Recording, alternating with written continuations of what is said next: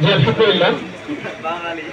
Panchagarh girls Hafizia মাদ্রাসা কর্তৃক আয়োজিত আজকের এই ঈদ প্রোগ্রামের অনুষ্ঠানে ইতিমধ্যেই আমরা দেখছি আমাদের মাঝে উপস্থিত হয়েছেন গণঅভ্যুত্থানের স্পিচ 2024-এ।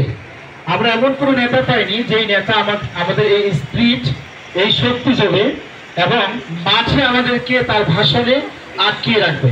আমাদের পঞ্চগড়ের বড় ভাই, পঞ্চগড়ের ছেলে, নাম কি বলেন তো? সারজিদ আলম ভাই। আমরা বঙ্গবন্ধুর লেকচার শুনেছি, ওনার কি নিয়ম ছিল আমরা জানি না, ইতিহাস আমরা সবাই পড়িনি, ঠিক কিনা? কিন্তু ওনার যে স্পিচের বক্তব্য ছিল, সেই বক্তব্যগুলো আমাদেরকে মাঠে শক্তভাবে থাকার সাহস জুগিয়েছিল, ঠিক কিনা?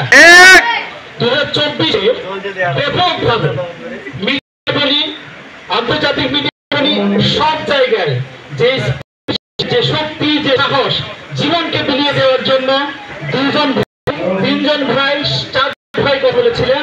তার মধ্যে পঞ্চগড়ের গৌরব, আমাদের সবার প্রিয় নাম কি? সার্জিদ কথা বলেছিলেন, এমন ভাবে কথা বলেছিলেন যে সামনে যেতে হয় তাহলে আমাদের ছাড়েন, ঠিক কিনা?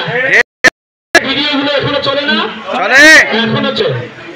আমি ছিলাম জনশ্রীতে, ওই দিন রাত্রে আমরা নাচছিলাম, সবাই নেমেছিলাম, 1 মাস ধরে পালাতক ছিলাম।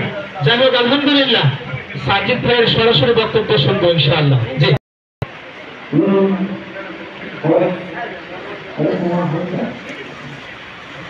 আসসালামু আলাইকুম ওয়া রাহমাতুল্লাহ। আসলে সৌভাগ্যবান যে এখানে আমাদের এই দিকটাতে আমার কোনো পরিকল্পনা ছিল না। আমরা রোড ধরে আসলে শহরের দিকে যাওয়ার কথা ছিল, তো মনে হলো যে একটু স্টেশনের এই জায়গায় আসি। এখানে আসলাম, সাথে সাথে মাগরিবের আজান দিল, তো মনে হলো যে আমরা একসাথে গিয়ে নামাজ পড়লাম। নামাজ থেকে বের হওয়ার সময় ভাই কয়েকজন বললেন যে এখানে আজকে মাদ্রাসার এখানে আপনাদের একটা 25 বছর প্রোগ্রাম, তো একটু ঘুরে যেতে। তো আসলে মাদ্রাসা বলি, মসজিদ বলি, এই জায়গাগুলো হচ্ছে শান্তির জায়গা। মানে আমি যত জায়গায় গিয়েছি একটা আত্মিক প্রশান্তি কাজ করে এই জায়গাগুলোতে যাওয়ার সাথে সাথে। কারণ দুনিয়ার এই যে আমাদের চাকচিক্য কিংবা চলাফেরা, ব্যস্ততা, মানে এই ব্যস্ততা তো শেষ হয় না, কিন্তু সবচেয়ে বড় কথা হচ্ছে এখানে ওই প্রশান্তিটা নেই যেটা আমরা হচ্ছে মসজিদে কিংবা মাদ্রাসায় পাই। তো আপনাদের সামনে আসলে দাঁড়িয়ে কিছু কথা বলার, অন্তত আপনারা যেই জায়গায় যতটুকু, সত্যি কথা বলতে আপনাদের যে শিক্ষা, যে লাইন বা আমাদের ইসলামিক যে শিক্ষা, কালচার, যাই বলি না কেন, এই জায়গায় আপনাদের সামনে দাঁড়িয়ে কথা বলার যোগ্যতা আমার নেই। তো আমি বরং আপনাদের কাছে এক্ষেত্রে শিক্ষা সময় প্রস্তুত।